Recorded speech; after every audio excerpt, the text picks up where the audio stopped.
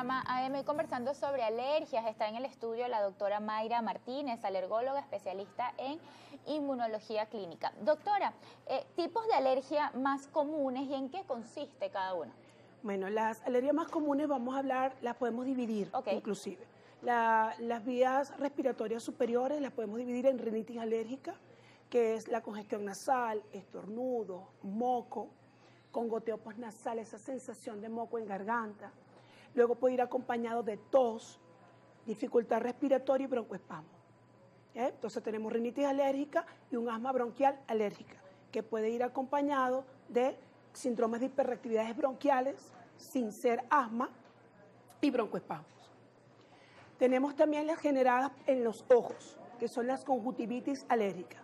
Fíjate que las conjuntivitis alérgicas pueden ser no solamente por los mismos antígenos que participan en la rinitis, sino también por el contacto a maquillaje, a lentes de contacto, a luz, a aire acondicionado, que cambian el pH del ojo y lo hacen vulnerable a que estas proteínas antigénicas sean más, su respuesta sea más exagerada.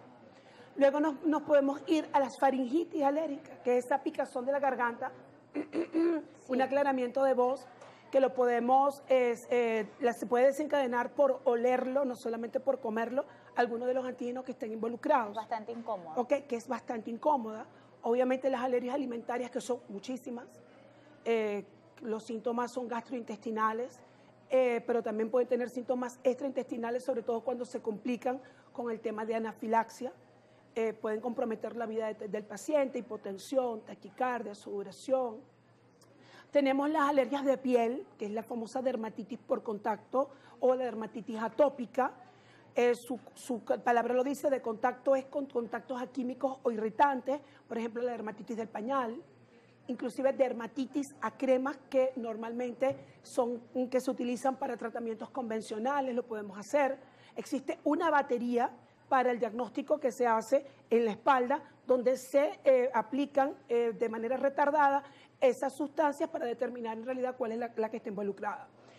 También tenemos las picaduras, que en las picaduras tenemos bastantes también, no solamente las de insectos, sino las picaduras de abejas, que pueden comprometer la vida del paciente.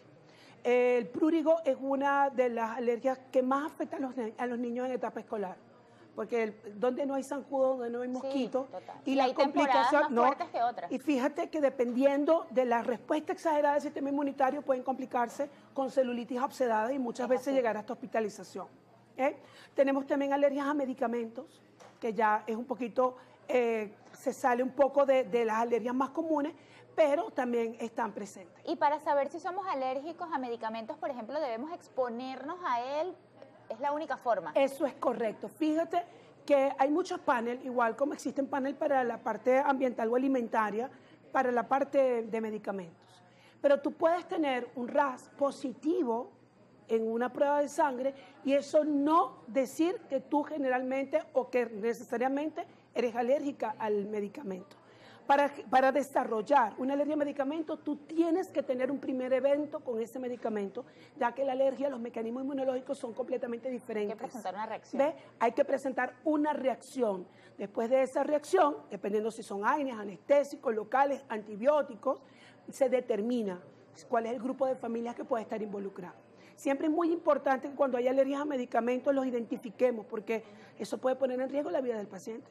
Un paciente alérgico a las penicilinas, un paciente alérgico a los AINES, son pacientes que están muy vulnerables ante un accidente de tránsito y al llevarlos a una unidad hospitalaria lo primero que van a colocar es una dosis de estos medicamentos y si no están identificados puede peligrar su vida. Doctora, quisiera hacer una pausa en el tema de alergia a los alimentos, porque en los últimos años son muchas las personas que manifiestan ser alérgicos al gluten o a ciertos alimentos sin hacerse la prueba. ¿Por qué tenemos que acudir al especialista? En algunos casos se maneja como una moda. No, yo dejo de consumir gluten porque no está bien, pero esto no ha sido certificado por un especialista. Bueno, fíjate, con el gluten hay varias cosas, porque el gluten primero es un cereal que no solamente está compuesto por gliadina, sino que está compuesto por otras proteínas como FODMAPs y como amilasas inhibidoras de tripsina. Estas proteínas son capaces de interactuar con la mucosa intestinal, donde se da el reconocimiento del antígeno para poderlo procesar. Okay. Entonces, si un paciente tiene un problema de intestino permeable, que está alterada la microbiota, que tiene parásitos, que ha tenido Helicobacter pylori, síndrome de intestino irritable, todas estas condiciones, estos alimentos obviamente van a hacer que esta persona sea más sensible al ingerirlo. Ahora, para decir de que hay un tema de alergia o de sensibilidad, siempre es importante hacer el diagnóstico de laboratorio, porque muchas veces, fíjate en las sensibilidades. La sensibilidad es una respuesta de un anticuerpo IgG, es decir, tardío, un anticuerpo de memoria.